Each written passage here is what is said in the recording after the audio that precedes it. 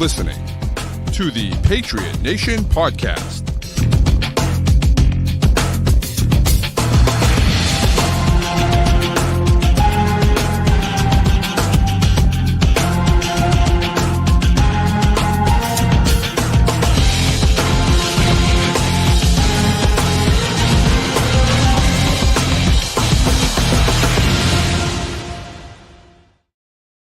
All right, welcome into another edition of the Patriot Nation Podcast.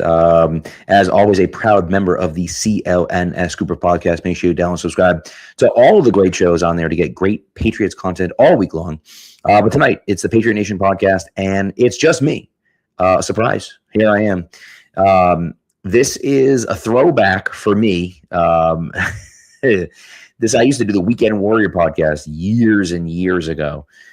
Started it with my brother-in-law Mike, and then he eventually stopped doing it, and I just did it on my own for years. Probably, I don't even know, year and a half, 2 years. I just did a solo show, and I'd be having people on and stuff like that. So fun, good times, but certainly one of those things that I definitely remember. So, anyways, so here we are talking about some Patriots stuff. I'm going to be going through Matt's 7-round mock draft on Pats Pulpit, and then we'll talk about. We actually have a user submitted mock draft as well that we'll go through, and we'll just kind of get into some of the goings-ons around here. There's not a ton of information about the Patriots right now. Not a ton of stuff going on. They got some visits, and so we can probably talk about some of those visits and whatnot, and and whether those guys, how those guys fit in, if they're actual guys that, the Patriots want to look at. But, other than that, there's really just not a ton of stuff going on right now. So yeah, that's kind of where we're at. Of course, the NCAA tournament's going on. And so hopefully, we have we've already had 2 crazy finishes in that. The Purdue game was wild. A crazy tap-in finish there. And then Iowa making it to the Elite Eight, pretty crazy. So, and 618's right. The owners meeting is going to bring some news early next week, so that will be good. We'll definitely have some news there, so that will be nice. But that's that. So we'll see. I think maybe we'll just jump right into Matt's mock draft. I think we might as well. What the heck, you know what I mean? So here we go, and here we are. So. Yeah, we can close this ad. Thank you very much. So this is on Pats Pulpit. If you haven't been on there, make sure you take a look at it. Come on now. How come I can't close the ad? There we go. Thank you. All right. So round 1 at pick 31, we have R. Mason Thomas. And look, it's a guy, he had 15 and a half sacks last year. He's a little undersized. He's a little smaller than what the Patriots, seem to want to work with, right? But I get it, right? They need a guy that can get after the passer. And you have some of these, you've beefed up, when you talk about Draymond Jones and the type of player that he is. And there are guys like that, right? I think Gabe Akis is a guy that's kind of like that, similar to that. But R. Mason Thomas is a different kind of fella, different breed of guy. He's getting after the passer, and certainly brings some twishiness and explosiveness. Are we concerned about the arm length? Sure, we can do another year of arm length talk, but I think the speed and the film speaks for itself. And I think I'd take a shot there at 31. 63, he's got one of my favorite receivers this year in the draft is Malachi Fields from Notre Dame. Big dude. Okay, went to Virginia, transferred to Notre Dame, and just played very well at Notre Dame. 6'4", 218, big dude, long wingspan, right? His 40 time is not great, right? 4.61 or so at the combine. Like, he's a little slow, quote unquote. But then you look at his 3-cone drill, and it's under 7 seconds. Like, he's a quick guy. Now, he may not be the deep speed guy, but if he's quick, that means he's quick in and out of his breaks. It means he can get open. That's what I care about, right? Drake May obviously likes playing with guys that are a little bit bigger bodied, and I think Fields is a perfect fit for that. I had him in one of my mocks earlier this year. I love Fields as the pick for the Patriots in the second round. I just think it makes a ton of sense. So, and again, And Matt mentioned it too. Elite ball tracking and test catchability, like elite at that. So I like that quite a bit. He put on a show at the Senior Bowl, was the best receiver at the Senior Bowl, in my opinion. So third round, pick 95, Oscar Delp out of Georgia. Now, we talked about him. Keegan and I talked about him on Monday. The tape doesn't always match up to the athlete, right? Now, you look at it and say, okay, well, he had a hairline fracture in his foot that he played with all year. Does that change things, right? And I don't know if it does, right? But he's a very good athlete. He's a very good blocker. And when you see him catch the ball on film, you see the movement, right? You can see it. Like that, it's not just a fake, it's not like, oh, well, he's not really that. No, he is that explosive.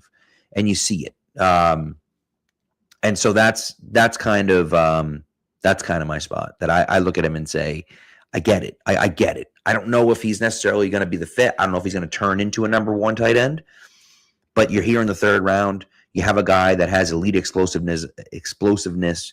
You have a guy that is a good blocker already. I like that quite a bit. So I think that makes a lot of sense. Goalie asked about Fields having a better Senior Bowl than Lewis Bond. It's close. I think Fields, just because of the highlight plays, some of the highlight catches that he had, I think he had a little bit better of a Senior Bowl, but Bond put on a show too at the Senior Bowl as well. So all right, let's go to round 4. Pick 125, Jude Bowery out of Boston College. He is a guy that this week has been getting some real buzz to the Patriots. Supposedly, they talked with him at his pro day, at BC's pro day, which of course most of them were there. He's a guy that needs to add a little bit of size, but he is quick. He's real quick. I like what he brings to the table. He's got the size that you want. And you have Morgan Moses. Like, he is your swing tackle year 1. Hopefully you're starting right tackle year 2. That's what you're hoping for. I like it a lot. I think when you see the movement and the pass setting from him, I think that's something that kind of jumps off the screen for me. So I like him quite a bit. Again, he's got some questions. He's a little bit lighter than what you'd want him to be, especially if you wanted to play right tackle. Right tackle is kind of a little bit more of like a big-bodied guy that can move people. But nevertheless, I think he's a good developmental guy, and I like that. So Jude Bowery, the pick at 125. All right, so also in the 4th round, 131, he has Rashawn Benny from Michigan, 132. 6'3", 300. Just a big guy, right? He's going to stop the run. He does a really nice job stopping the run. And that's one of those things where it's like he's got a little bit of upside with the pass rush. Not a lot of career sacks, right? He's just not a quick sack guy. But he's a guy that can penetrate and stop the run. That's what the Patriots want. So I like that, the idea of taking a guy like that. I think the Patriots, D-line depth is actually a sneaky need for them. I think it's something that, we're not talking about a lot, certainly at the top of the draft. Of course, Caden McDonald, which is a guy that we'll talk about in a minute, supposedly is going to have a visit with the Patriots, and so we'll see kind of what that looks like. But I think that's a need for the Patriots that we're just not talking about as much. And so there's a lot of interior defensive linemen that I like this year. Benny's one of those guys from Michigan. I think he's a good fit for what the Patriots want to do at 131. All right, so on to the 5th round, VJ Payne, 171. Again, we need another safety, right? This is what we want. We want that type of safety in here. We got rid of Jalen Hawkins. We brought in Kevin Byard, and I like Kevin Byard quite a bit. But Kevin Byard is a guy that is really a 1-year, maybe 2-year guy with the Patriots, right? Signed a 1-year deal. Maybe he could re-sign at the end of next year, but I'm not counting on that, okay? Payne's a guy who's 6'3", 210. He's just not that. He is not your small. He is a long, dominant, big guy out there. And, and this tweet actually says, the Walmart version of Nicky Manwari. And I don't hate that comp, right? He's not as good as Imamori is. Obviously, you're taking him in the 5th round here, but he does kind of those same types of things. He's got, he's got a lot of length with him. He's got the size. So I like this fit for what the Patriots want to do. He can play a little bit near the line. So I like that too. So I'm a big fan of VJ Payne. I think, again, he's another guy that I had in one of my mock drafts earlier this offseason. All right, round 6, 191, Lander Barton from Utah. Okay. Now, there's some guys that we feel like are prototypical Patriots, right? Prototypical Mike Vrabel guys. Lander Barton is one of those guys. Linebacker at Utah. Athletic linebacker at Utah. Now, wait a second. Also played tight end. So, he only caught 6 passes, 44 yards, and a score. What a bum. Mike Vrabel, I'm sure, will be rubbing in his face that he never had a catch that wasn't a touchdown. But nevertheless, played tight end and played linebacker for Utah. I think, the Patriots need a little bit more athleticism out of there. They just need another guy with athleticism in their linebacker core. There are guys that fit that mold kind of all over this draft. But again, this is one of those ones where it's like it's in the 6th round. I like the upside of Barton. And again, I like that positional flexibility. He's a guy that's willing to do basically whatever it takes with the team. Special teams, offense, defense, doesn't matter. So I'm a fan of Lander Barton at 191. All right, 198, we have Domani Jackson out of Alabama. Again, big, physical, fast player, right? Now, there's a reason that he went to Alabama as being drafted at 198 when he has the size of a guy you would think would be going a lot earlier, right? That's why this guy's getting taken in the 6th round and not in the 1st round or the 2nd round, right? Like that's just, unfortunately, that's just the way it goes, right? He hasn't developed the way that they had hoped that he would, right? 6'1", 191 and, runs a 4.4 or 4.41, but still, right? So you look at him and you say, okay, I like what he brings to the table. Now, he played pretty well at the Shrine Bowl. He made a key play kind of late in it, had a nice breakup, which obviously is this clip here. But I think that, for me, I like the potential there. You're in the 6th round. Your cornerback depth is pretty good. So you don't have to necessarily reach for a corner, but I want to keep taking corners because it's important that we have those guys in this position. And so, yes, keep building a room with these bigger guys. And every now and again, you'll sprinkle in a guy like Marcus Jones, who has the elite athleticism that he does and plays with D'Angelo Pons is a Marcus Jones type guy. Small, but plays a lot bigger than that. And so anyway, so I like the idea of building these tall, fast guys, and Domani Jackson fits that role. Again, even if he's not necessarily that guy, you're like, oh my God, jumps off the page. We're going back-to-back Crimson Tide here. Jaden Roberts in the 6th round. Feldman Freak, 825-pound squat, 405-pound power clean, 6'5", 327. My goodness, he's a monster. 18% body fat, as Clint Goss here points out.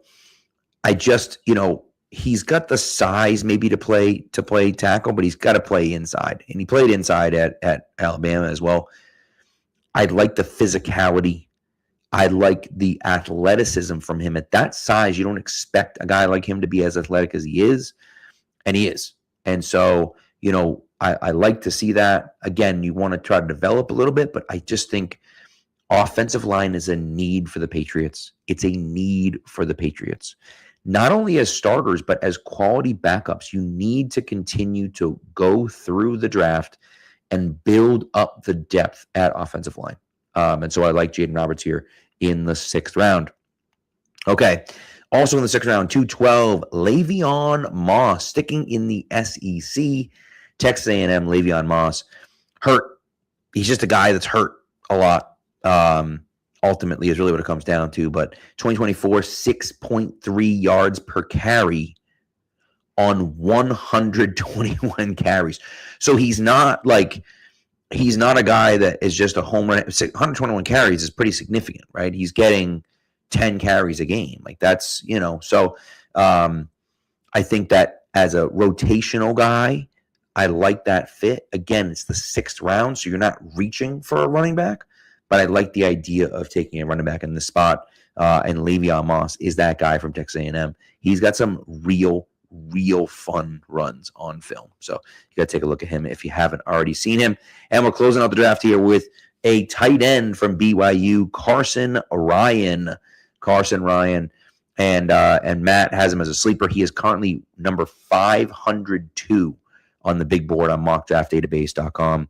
But he is one of the top gap scheme blockers at tight end. Okay. Had 600 yards receiving last year.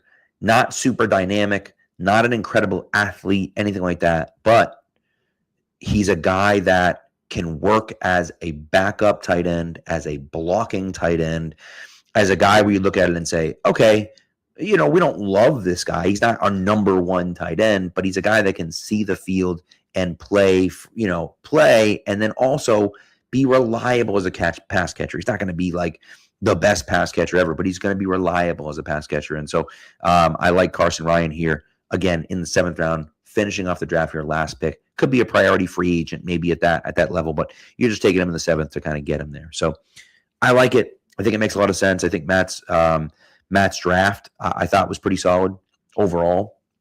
And so that's one of those things that I think, nice job, Matt. Well done. I know he's not here, but well done. And Goalie also says that Michael Taffy as a flyer at safety would be fun. He's a guy that played well at the performed well at the pro day for Texas, and then was out running routes as well because of the lack of wide receivers there, which is pretty cool. So you always like to see stuff like that. And so anyways, so that's just a fun guy where you can look at it and say, okay, there's another guy that we kind of like and fits that mold of what the Patriots want. Again, the Patriots have a mold of guys that they want, right?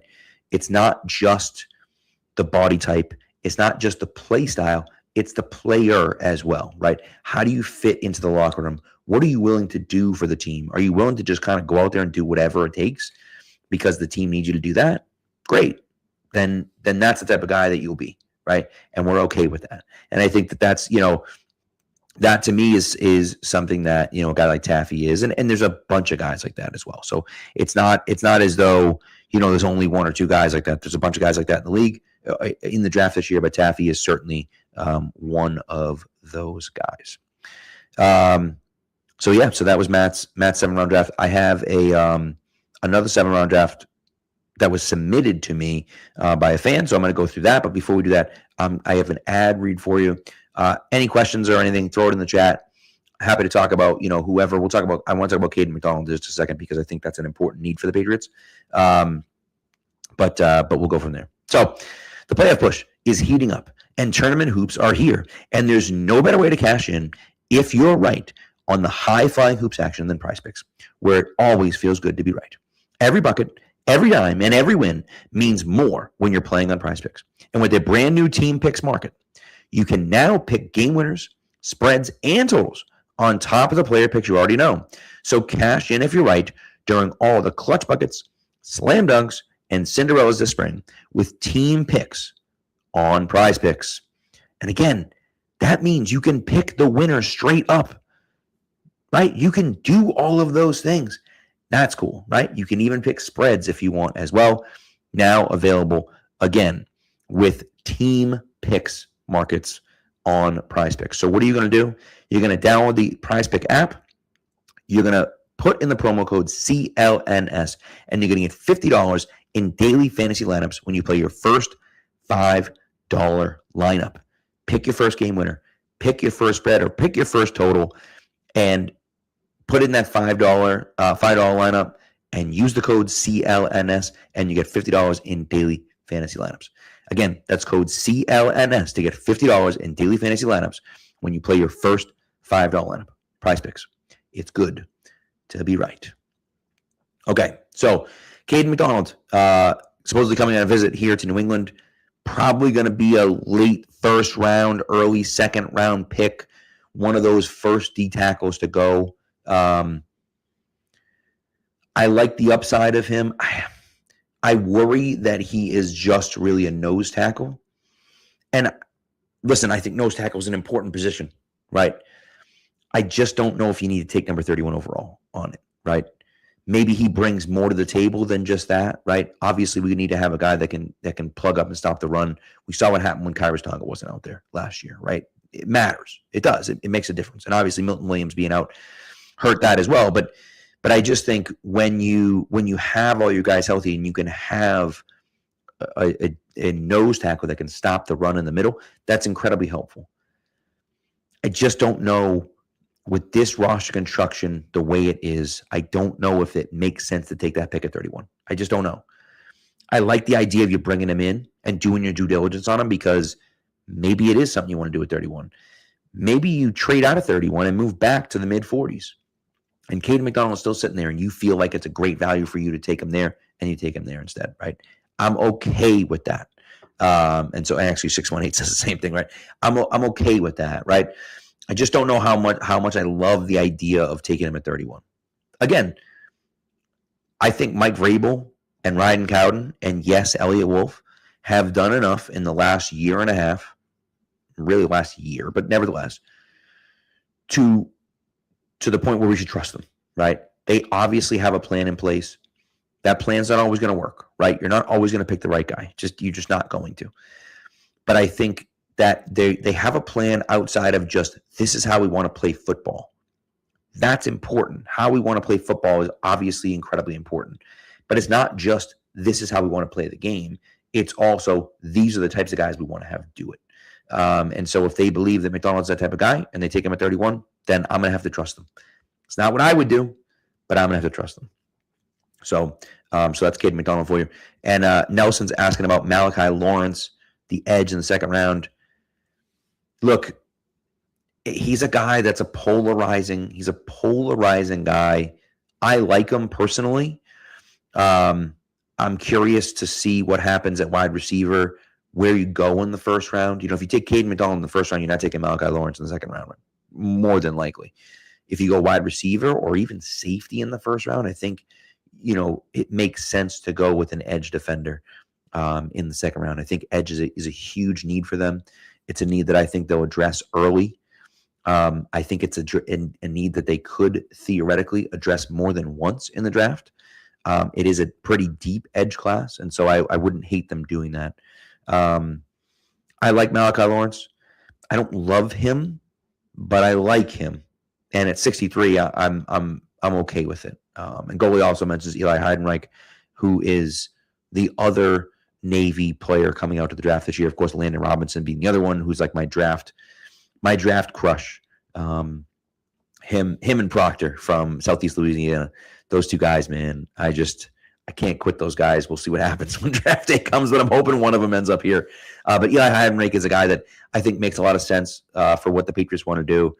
Tight end / fullback / does a bunch of different things. And so he's a later round pick, but he's a guy that, you just picked up a fullback, and I know that.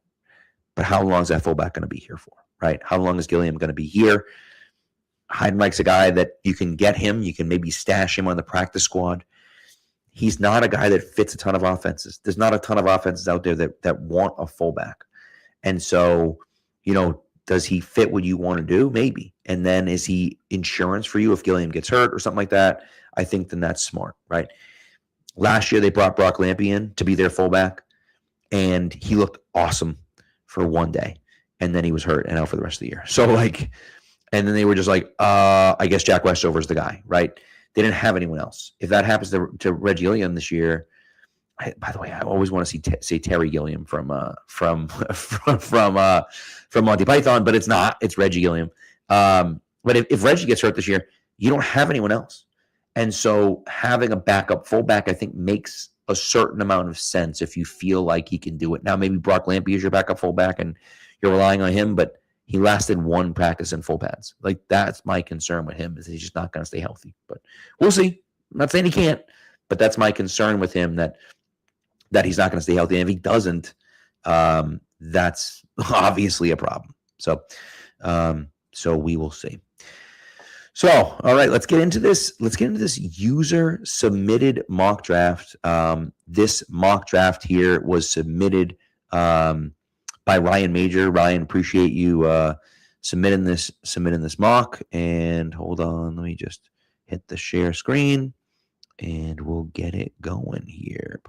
Where are we? This one. Okay, so. This is interesting, man. The beginning of this draft is fascinating. I like it quite a bit. Let's see if I can zoom in a little bit here so you can see a little bit better. TJ Parker at pick 31, the edge from Clemson. Big fan of that pick. Again, you want guys that can get after the passer and can also stop the run, right? TJ Parker does a little bit of both, right? He has good size for a guy on the edge. I like the size that he brings. You're talking about 6'4", 263. He's a little bit bigger, but he's still running a 40 in 4.68 seconds, and it's a 10-foot broad jump. So you look at it and say, okay, he's got some bend. He's got some movement skills. He can also stop the run. And I think that, I don't know how deep his bag of tricks are, right? But I do like the idea that he can stop the run at the point of attack. He can win with his hands and with his bull rush. I think that matters, right? I think that matters. And so, he's even actually dropped in coverage a little bit. Again, he's got good speed off the line, but not great. And I think that's the concern. And that's why he's probably not a little higher, because he's a little bit more of a run-stopping defensive end than he is a pass-rushing defensive end. But I think that the pass-rushing ability is there. And so I like the idea of taking him at 31. I think he fits really well and, does kind of exactly what they want him to do. The next guy is LSU safety A.J. Halsey. I'm a huge fan of this pick. I like this pick quite a bit. Halsey's a guy that, 6 feet, 215, 4'5", 240. He's not maybe you'd say, okay, he's not like the fastest guy ever, but a little bit of a ball hawk, can get around the ball, make some nice plays. A transfer from Houston, had 3 picks last year, 5 picks the year before that. So he's around the ball, very good player in LSU's defense last year. And so I like the idea of taking Halsey here. And so there you go. And look at this. We go Clemson, LSU. How about that? Antonio Williams, slot receiver out of Clemson at 95. I like the fit for Antonio Williams quite a bit. The big thing for me with Antonio Williams is that I think you need to upgrade Pop. I just think you need to upgrade that position. And Antonio Williams, I think, can be an upgrade at that spot. He's got a little bit more size. Doesn't have quite the explosiveness that Pop does in and out of his breaks.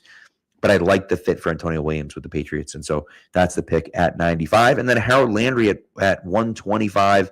Harold Perkins at 125. Harold Perkins, I mean, did you see him run the 40 with a 4.38 in the 40? Right? He's undersized.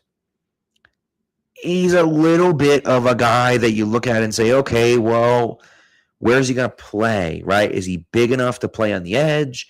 Is he, tall enough to play off-ball linebacker? Like, where's Perkins going to play? And I think that's kind of the question. You're talking about 6'1", 223. Like, he's not that big. But a guy with movement skills like that, and at times the ability to get after the passer, I'm a big fan of taking a shot at him. I just think it makes a lot of sense for the Patriots.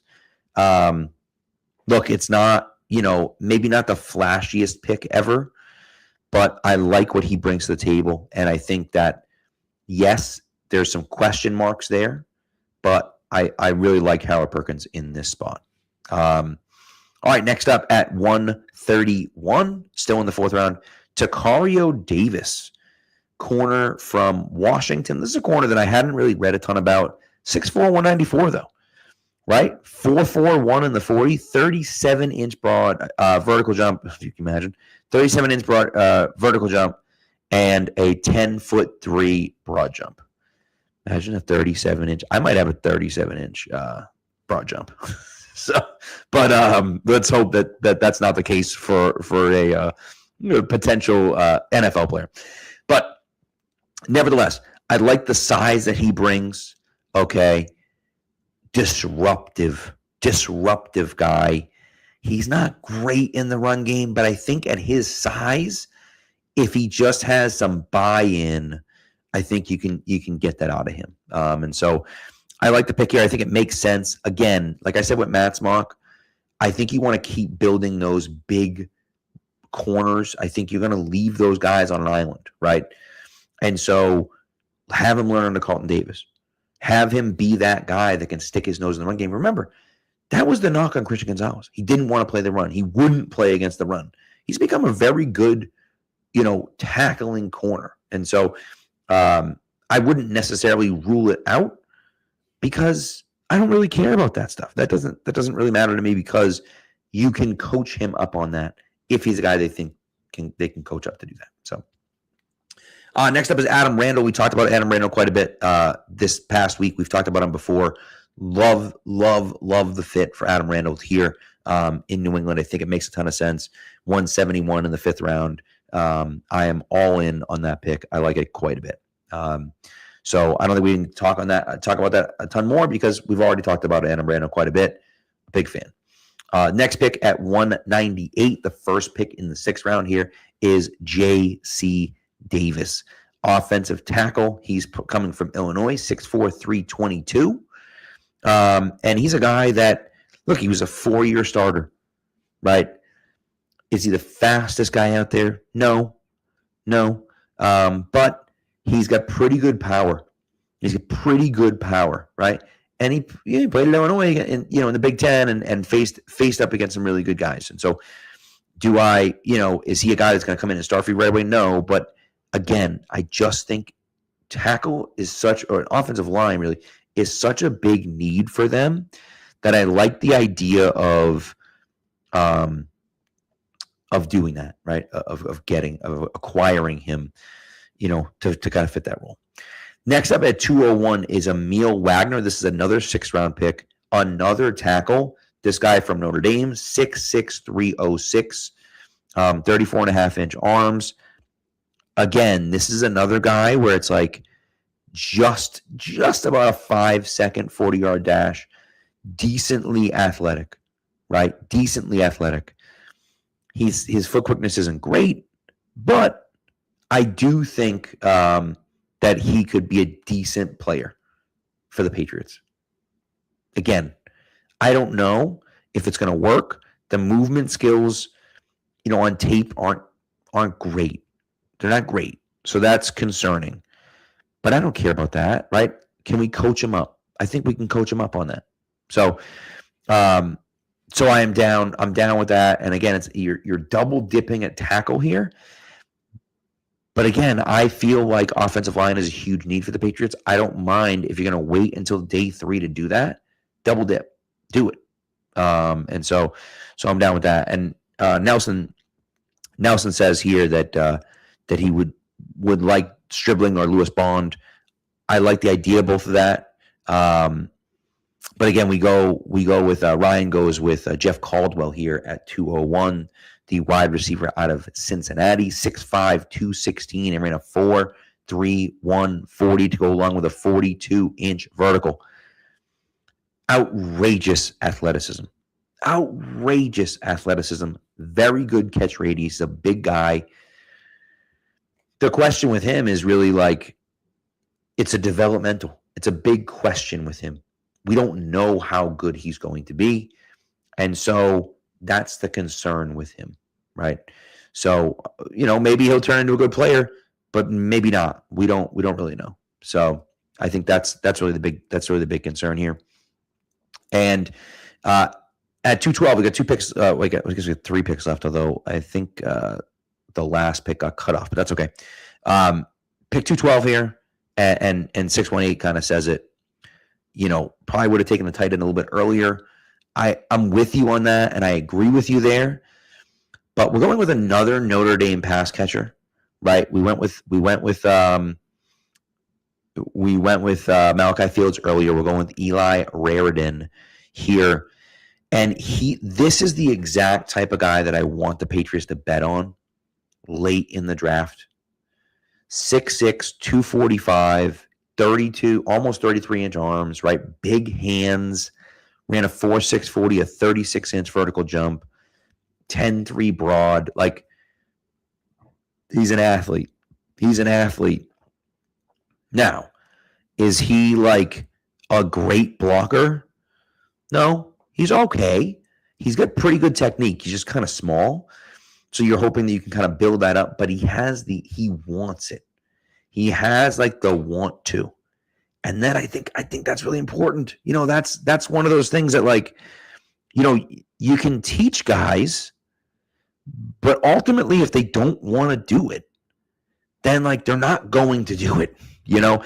And so I think that ultimately is what it comes down to for me. Like, I like the idea of bringing a guy like that on because, frankly, it's just not like athletes like that don't grow on trees.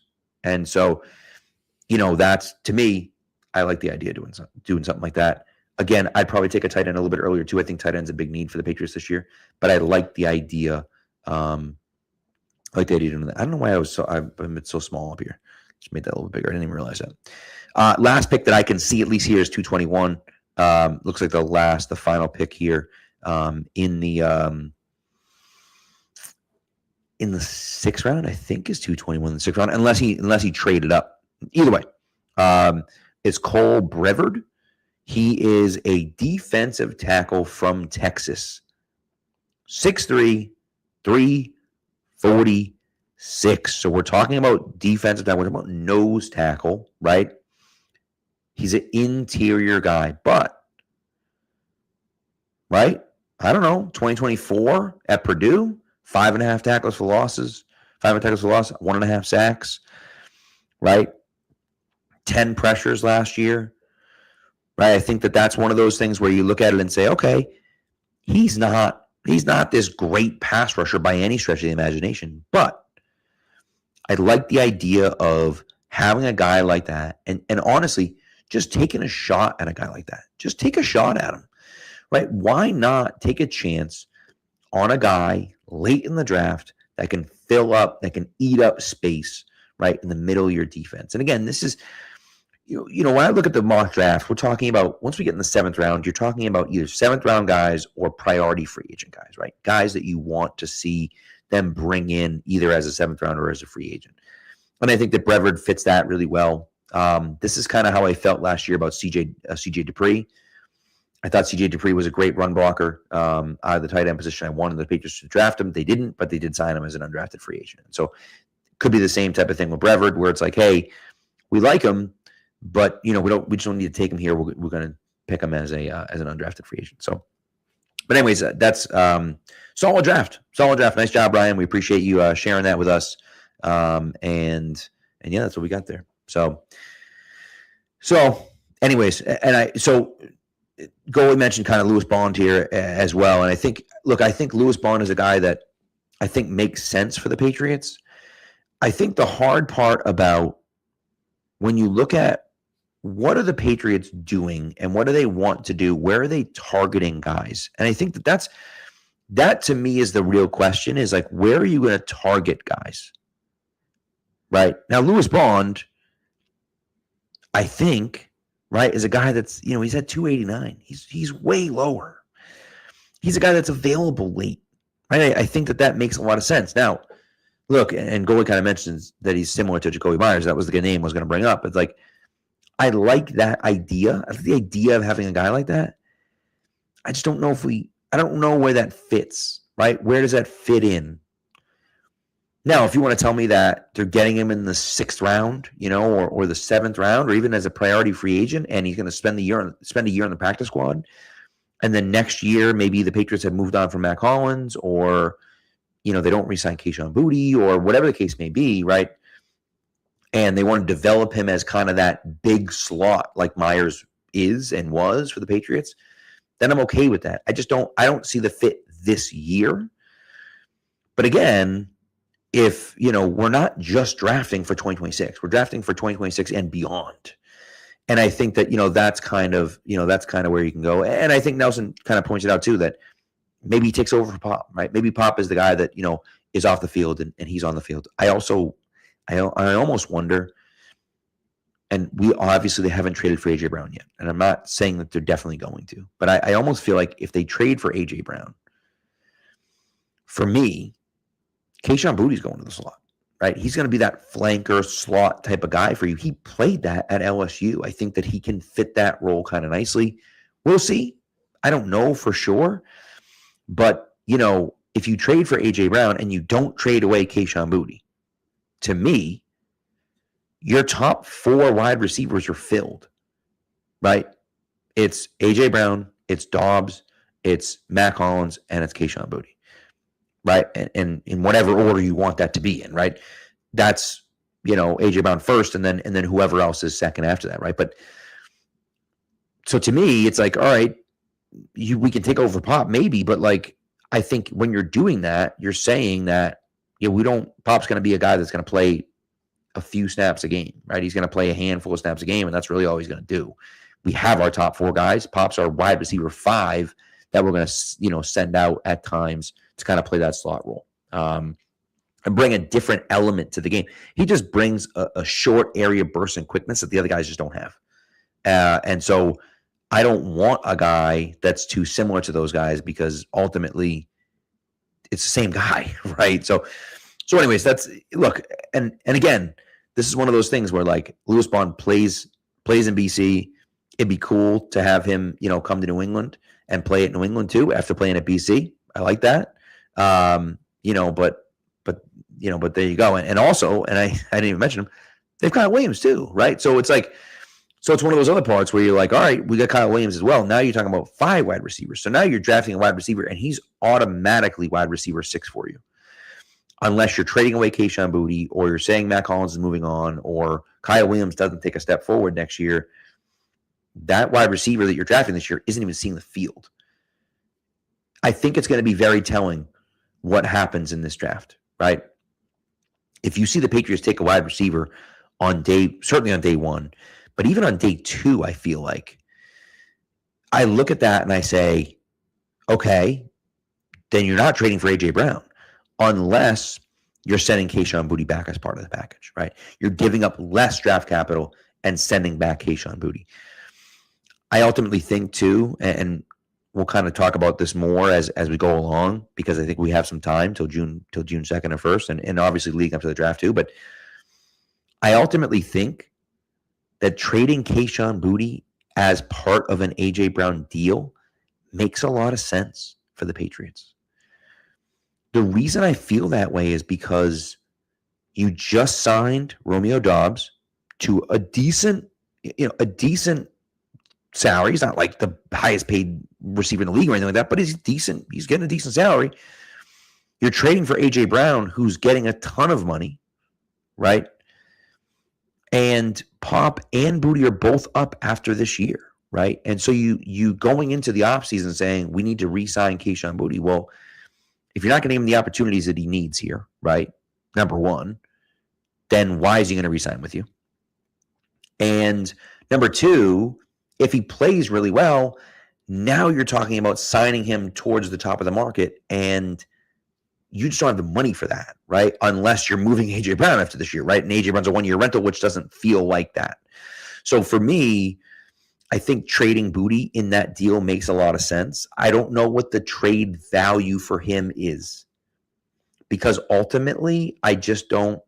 Philly's probably looking at it in a similar way. We're like, hey, he can play well for us, but he's up. He's up. So we're going to have to renegotiate a deal either now or at the end of the year with him, right? And so, but ultimately, I think it makes sense to trade Kayshon Boutte in that deal. And if it's a 2027 second-round pick in Kayshon Boutte or a 2027 third and fourth and Kayshon Boutte, I'm okay with that, right? I'm okay with that deal. So, anyways, we'll see. But that's how it goes. So, anyways, I've been going nonstop for 45 minutes. I appreciate the chat with the engagement here. Thank you to Ryan for sending in the mock draft. Nice work with Matt sending in the or submitting the mock draft to Pats Pulpit. I'm going to have a mock draft next week at Pats Pulpit as well. And so be on the lookout for that. Be on the lookout for that is what I'll say. But that's it. That's all I got here. That's all I got. We're going to be back Monday night. Matt's going to be back. He's back from vacation. We'll be back Monday night doing Mock Draft Monday, another live 7-round mock draft Monday night. So make sure you're here for that. And we'll see you then. Enjoy the tournament this weekend. Enjoy it. It's a lot of fun. By the way, goalie, just one last question as I'm leaving. Gonzo's getting extended this offseason. I think the Patriots would be foolish to wait. The only way they would wait is if Gonzo himself is like, I'm not re-signing it. I'm not signing an extension until this guy signs, right? Maybe he looks at it and says, I'm not signing until Witherspoon signs. And so it doesn't matter what you say to me, Witherspoon signing, and then I'm going to sign. If I were the Patriots, I'd say, I don't care, we're signing you anyways, or we're going to offer you more than maybe we'd be comfortable with right now. I don't know. I expect him to be here long-term no matter what, whether it's this year or next year, it doesn't really matter to me. I think this year makes more sense because you're paying him a little bit less, but ultimately, I don't think Gonzo's going anywhere. So anyways, thanks to the chat. Appreciate you guys. Thanks for tuning in, everyone, and we will see you Monday night. Be good to each other, and go Pats.